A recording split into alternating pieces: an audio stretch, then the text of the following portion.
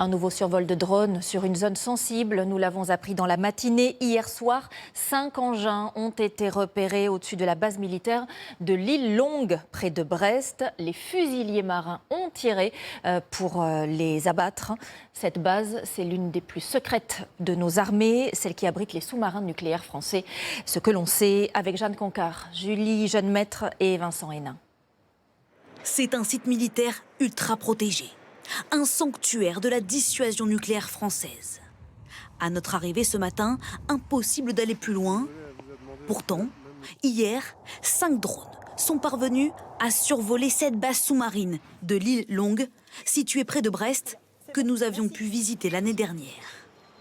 Il est 19h30 hier soir, quand des drones sont détectés au-dessus de la base. Un dispositif de lutte est aussitôt mis en place, des tirs effectués par les fusiliers marins. Ces drones avaient-ils des intentions malveillantes ?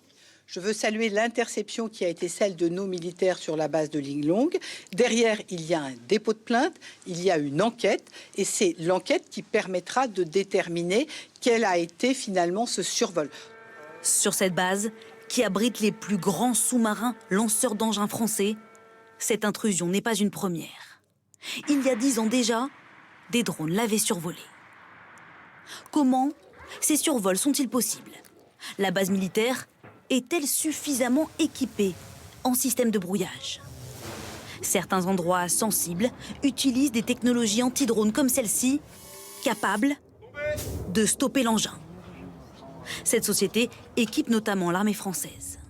Là, on voit le drone qui se déplace. On arrive à avoir parfaitement sa trajectoire. Là, le brouillage est activé et on va couvrir une zone qui peut aller jusqu'à 2 km. Ces derniers mois en Europe, les signalements de survol de drones se sont multipliés au-dessus de sites sensibles. Tentative de déstabilisation étrangère ou simple erreur de pilotage. À ce stade, pas de réponse. Le survol de drones de ces sites protégés est puni d'1 an de prison et 45 000 € d'amende.